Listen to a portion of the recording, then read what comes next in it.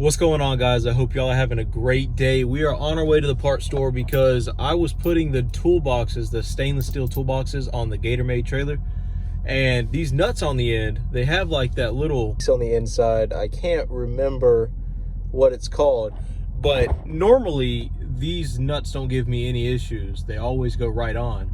But with these, I think they're 9/16 bolts, the bolt is not going but like halfway down. It's a really tight space, and I don't have enough room to get a lot of elbow grease back there to break through that little plastic seal or whatever it is. And it's going, when I say that, it's going, the bolt's going like halfway through it. So you would imagine that that would be enough, but it's not. So I don't know exactly why it's not threading all the way down. It's not going past the threads. I can feel it, and it's only about halfway down the threads, and then it stops, and I don't have enough elbow grease, and it's a really tight space because you got to go, like, one arm has to be above and around the back of the toolbox, and then one arm has to be inside the toolbox, and I don't have anybody to help me out.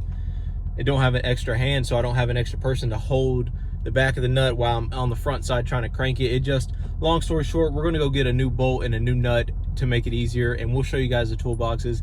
And also, we're going to show you guys why I just had to spend $1,400 and some change on the Mega Cab Cummins a couple days ago. And as you can see, well, maybe not that good right now, but she has brand new 37 Toyo MTs in the front, and the Toyo MTs I think were aiming like $850.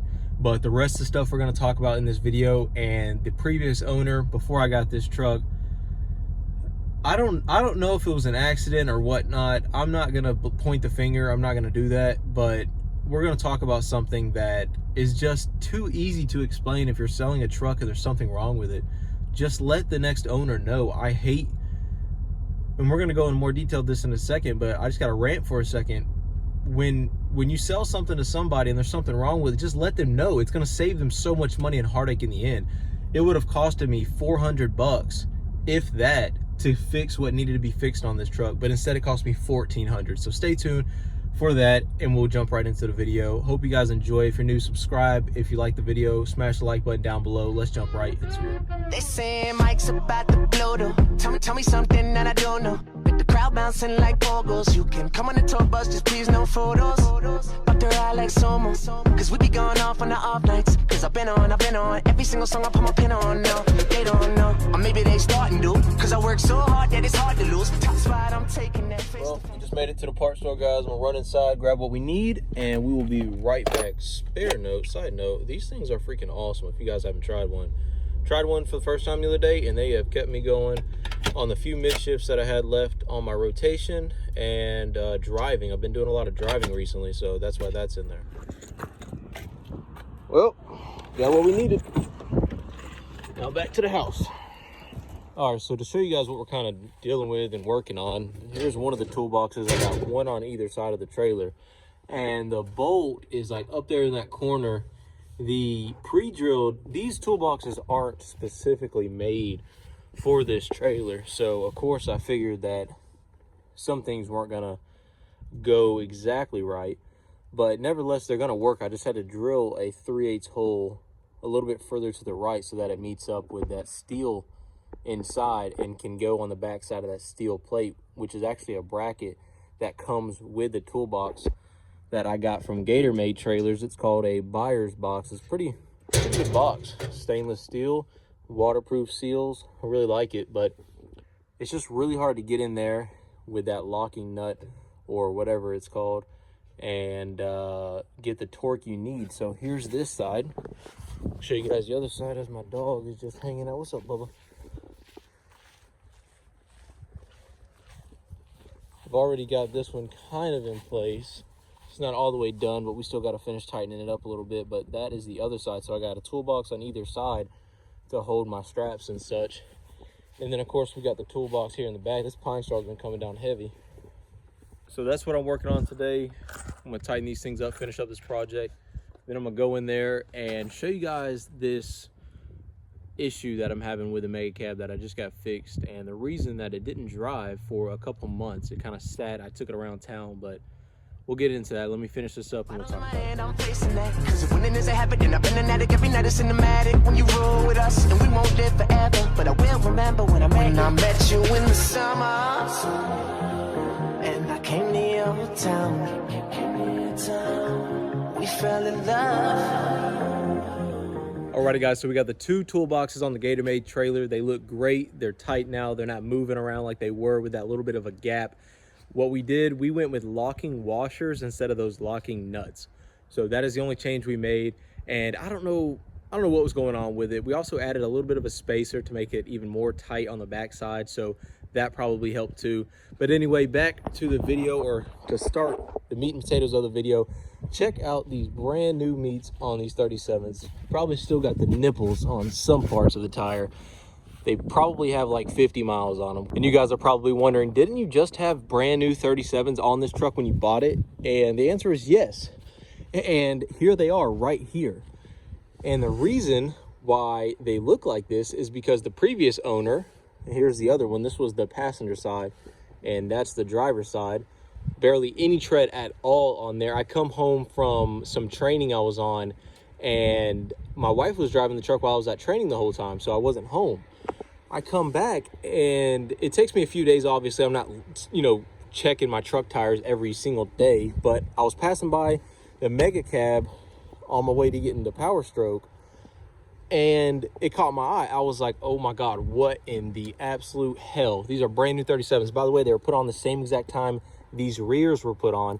If you guys want some context to how new they should be a little bit less tread than these because they were on the front. So they should be dang near that much tread left, which is probably 80%. They've only got about 8,000 miles on it. I've only put about 8,000 miles on this truck since I bought the truck. And the guy, the week before I bought it, put these tires on. So if you guys are wondering how in the hell this ended up happening so quickly, it's because when the guy put this leveling kit on, at the same time he put the 37s on, he put a 3-inch leveling kit on it. He had a guy do it, actually. He didn't do it himself. He didn't align the front end, nor did he replace, I guess it needed an inner tie rod and a drag link. I didn't know that. So I'm texting the guy. I'm asking the previous owner. I'm like, dude, what the hell, man? I thought you said you got an alignment done and the alignment was squared away whenever you put the leveling kit on. Because that's the very first thing I asked him. I said, dude, you just got this leveling kit put on. Did you get an alignment when you put the leveling kit and 37s on? He said, yeah, man, everything's good. Everything's good with the truck. The truck steered straight down the road. No death wobble, no weird noises. I said, good to go. After the test drive, a few months later, this happens. So the point of the story is the previous owner, he may not have known. He may have told the guy to put an alignment on it. The guy may have fibbed to him and told him he didn't do it. Maybe he did a rough alignment and didn't replace the inner tie rod and the drag link that needed to be replaced. That could have happened. Or he could have just put the leveling kit 37s and sold it to me and kind of screwed me over, because I could have just got the alignment done, $100, replace inner tie rod and the drag link. Because if he would have let me know, hey, it needs an alignment, sorry, couldn't get to it this paycheck, whatever, I would have fully understood. I'd be like, man, I appreciate you letting me know. Run by the alignment shop, get it done. While it's at the alignment shop, hey, they tell me it needs a drag link, needs an inner tie rod, boom, go ahead and take care of it. A couple $100 later, I don't have to spend $850 on new Toyo MTs, which these cost. So at least my cost. You guys may have a better cost where you're from, but that's what it costs around my place. So about $1,400 later, because there was more damage done to the front end and it was all out of whack, and by the time they got it done, it was just under 14. I think it was maybe like 13 something, but that's how much it costs to get this truck back on the road and safe, because I don't want my wife or me driving it with the kids with tires that are about to freaking explode. I mean, these things are pretty much smoothed over. I mean, check that out. It's crazy. So that is what I've been dealing with, guys. That is the story behind the Mega Cab. That's the update on the Mega Cab. I know you guys have been wanting to know more about this truck. We're going to make some videos on it here soon, but brand new meats on the front end. It already had brand new meats, but it's got some brand new meats again for no reason whatsoever. I was going to spend that money on new wheels for this truck. That's what the money was set aside for, but now I just had to spend it all on new tires. So we got to get some more money saved up for this project and get some more wheels, because I don't, of course, like the stock wheels. So I hope you guys enjoyed the video. Just getting a little work done around the house, a little rant on the truck that I just picked up a couple days ago from the shop. So hope you enjoyed the video. Leave a comment down below, smash that like button if you're new, subscribe, and we'll see you guys in the next one. More content to come. on the Defender and the Renegade. So make sure you guys are staying tuned. I'm actually cleaning up the shop. I just put new garage lighting in. There's one of them right there, but I got two above the garage door that you guys can't see that lights up this garage really good. I still got to clean the floor and stuff, but I'm just straightening up the shop, trying to get everything clean in here so I can move some more equipment in this thing and have it a lot more organized. So that's what we're working on today. For the rest of the day, by the way, snorkel kit on the Defender, we'll talk about that more here soon. But hope you guys enjoyed the video. That's enough of me ranting on, and we'll see you in the next one.